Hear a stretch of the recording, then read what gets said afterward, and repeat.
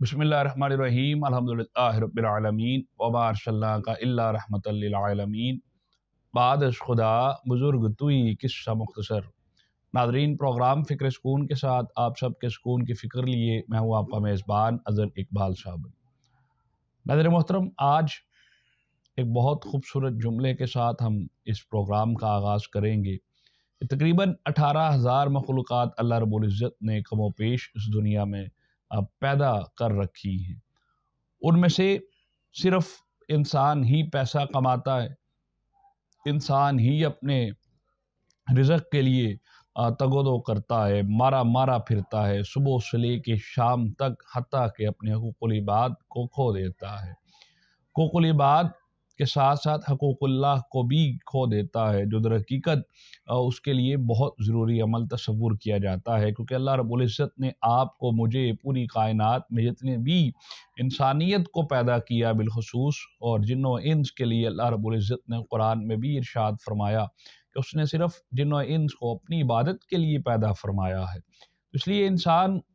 18,000 مخلوقات میں سے صرف انسان ہی پیسہ کماتا ہے، انسان ہی صبح سے لے کر شام تک تگ و دو کرتا ہے۔ لیکن انسانیت میں سے شاید کوئی شخص بھوکا سو جائے، لیکن کل مخلوقات جو کہ اللہ رب العزت نے تخلیق فرمائی، اس میں سے کسی شخص کو بھی خالی پیٹ نہیں سونے دیتا ہے۔ اس لیے اس کا وعدہ ہے رزق کو تقسیم اس لیے اس کا وعدہ ہے رزق کو تقسیم کرنے کا، کہ وہ ہر بندے کے رزق کو تقسیم فرماتا ہے۔ لیکن اس کے باوجود انسان اسی چیز میں مبتلا رہتا ہے کہ میں چونکہ تگ و دو زیادہ کروں، محنت زیادہ کروں، جس سے میرے رزق میں وسعت آ جائے گی، میرے رزق میں اللہ رب العزت اضافہ فرما دے گا۔ محنت سے رزق میں اضافہ نہیں ہوتا ہے، ہاں دعاؤں سے رزق میں اضافہ ضرور ہوتا ہے، اور نصیب سے رزق میں اضافہ ضرور ہوتا ہے، انسان کے اعمال سے رزق میں اضافہ ضرور ہوتا ہے، اس نے اخلاق سے رزق میں اضافہ ضرور ہوتا ہے، اپنے عزیز و قارب سے بہتر طریقے سے پیش آنے سے رزق میں اضافہ ضرور ہوتا ہے، رب تعالیٰ کے ساتھ تجارت کرنے سے رزق میں اضافہ ضرور ہوتا ہے۔ انسان جب اللہ کی مخلوق سے محبت کرتا ہے، ہاں تب بھی رزق میں اضافہ ضرور ہوتا ہے۔ اپنے ماں باپ کے ساتھ جب صلہ رحمی کرتا ہے، تب بھی اللہ رب العزت رزق میں اضافہ ضرور فرما دیتا ہے۔ اس لیے یہ سارے کچھ مختلف پہلوات جس میں ہم اس چیز کو دیکھ سکتے ہیں، جس کی بنیاد پر اللہ رب العزت لوگوں کے رزق میں اضافہ فرما دیتا ہے۔ خالی محنت کی بنیاد پر اگر آپ کہیں کہ مالک میرا رزق وسیع فرما دے، تو ایسا نہیں ہوتا۔ محنت صرف وہی ہے، اگر ایسا ہوتا تو آج تمام مزدور، تمام محنت کرنے والے شخص آج ہمارے ملک کے جو سربراہ ہیں، صدر اور جتنے بھی بڑے عہدیدار ہیں، وہ سب یہی مزدور طبقہ ملک کو چلاتے۔ لیکن ان کی محنت ایک طرف ہے، اور اللہ رب العزت نے جس کے نصیب میں جو دولت رکھی ہے اس کو مل ہی جاتی ہے، چاہے وہ اب انسان کے بس میں ہے کہ وہ اس کو سیدھے طریقے سے حاصل کرتا ہے، یا پھر وہ کرپشن یا دو نمبری سے حاصل کر لیتا ہے۔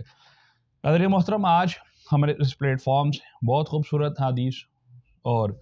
سنن ترمذی میں آنے والی 3500 نمبر حدیث، جو کہ ہم نبی پاک صلی اللہ علیہ وآلہ وسلم اکثر و بیشتر پڑھا کرتے تھے، دعا کیا کرتے تھے، بلکہ امت کو سکھایا کرتے تھے، اسی کو لے کر ہم حاضر ہوئے ہیں، تاکہ ہم اپنے رزق کے لیے اپنے مالک سے مانگ سکیں، جو کہ در حقیقت وہی مالک ہے جس کے اختیارات میں اس نے جو ساری کائنات ہے، اور رزق بھی اللہ رب العزت نے اپنے اختیار میں رکھا ہے۔ اور اللہم اغفر لی ذنبی ووسع لی فی داری وبارک لی فیما رزقتنی، اللہم اغفر لی ذنبی ووسع لی فی داری وبارک لی فی رزقتنی۔ یہ دعا جو شخص بارہا بار اپنی نماز میں پیش کرتا رہتا ہے کہ اللہم اغفر لی ذنبی، اے اللہ میرے گناہ کو بخش دے، ووسع لی فی داری، اور میرے گھر میں خوشحالی عطا فرما، وبارک لی فیما رزقتنی، اور میرے رزق میں برکت عطا فرما۔ اور یہ اس دعا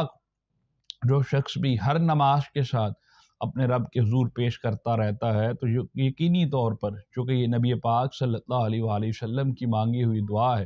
اس کی برکات ہماری زندگیوں میں ضرور شامل ہو جائیں گی، اور دھیرے دھیرے آہستہ آہستہ اللہ رب العزت ہمارے رزق میں بہت زیادہ وسعت عطا فرما دیتا ہے، جس کی وجہ سے آج معاشرے میں ہر شخص پریشان ہے۔ ہمیں چاہیے کہ ہم اپنے رب سے ضرور ایسی دعائیں ضرور کیا کریں جو کہ ہمیں صحیح مستند طریقے سے ملتی ہیں۔ اجازت دیجیے فکر سکون کی ٹیم کے ساتھ السلام علیکم ورحمۃ اللہ وبرکاتہ۔